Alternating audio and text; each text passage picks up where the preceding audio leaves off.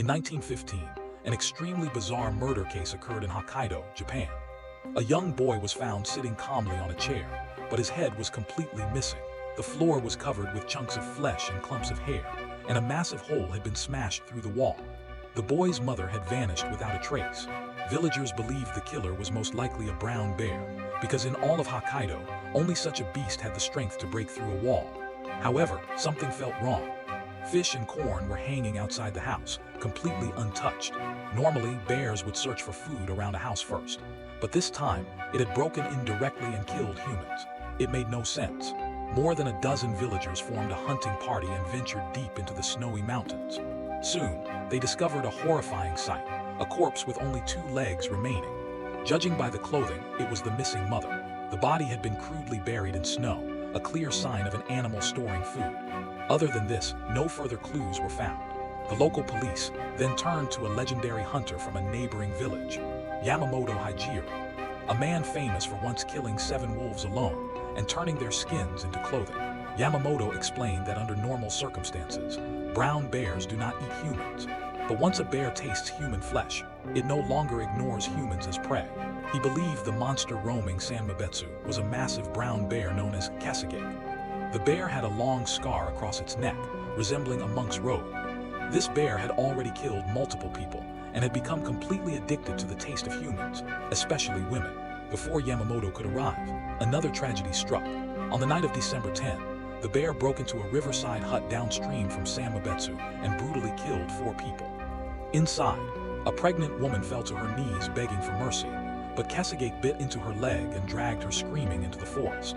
Over 2 years, the bear claimed 7 lives and seriously injured 3 others. The brutality of its attacks shocked all of Hokkaido. The name, the man-eating bear of Sanmabetsu, spread across the region. The government organized a 600-man extermination force to conduct a massive search of the mountains. But for days, they found nothing. Traps were set in villages upstream and downstream. Yet every time the bear came within shooting range, it seemed to sense danger and vanished. When Yamamoto finally arrived, something terrifying happened. One night, the hunting team spotted a dark figure standing upright across the river, slowly waving at them. It was too dark to identify. They shouted, but there was no response. Sensing something wrong, they opened fire. The shadow suddenly dropped to all 4s and disappeared into the night. At dawn, blood was found in the snow. For the first time, people realized that brown bears could imitate human behavior to lure prey. Yamamoto decided the large group was too obvious. He covered his body in mud to hide his scent and entered the mountains alone. After hours of tracking, he found Kesagake resting beneath a tree, distracted by the noise of the main force below. Holding his breath, Yamamoto crept closer.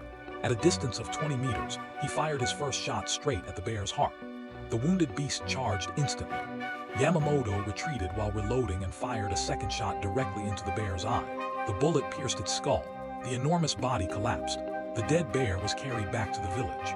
Measurements revealed it was nearly 3 meters long and weighed 380 kilograms, an exceptionally large brown bear by Japanese standards. When villagers cut open its stomach, women's clothing, severed limbs, and hair spilled out. Enraged, the villagers butchered the giant bear into pieces, cooked the meat, and shared it throughout the village as an act of revenge. 1 week later, the bear's lair was discovered, a massive cave filled with women's clothing and personal belongings. The sight sent chills through everyone. To erase the nightmare, the residents of Sanmabetsu burned down all their huts and permanently abandoned the village. The Sanmabetsu bear incident remains the most horrific man-eating, a N-I-M, a L Chinese letter in Japanese history. The bear's disturbing intelligence and selective hunting behavior continue to haunt people to this day. So how was such a monster created? After the Meiji Restoration, large-scale land development transformed forests into farmland. Sanmabetsu was one such frontier. Vast forests disappeared and wildlife habitats were destroyed. With their food sources gone, animals were forced to change their hunting behavior, some even turning on humans. And from that destruction, a man-eating demon was born.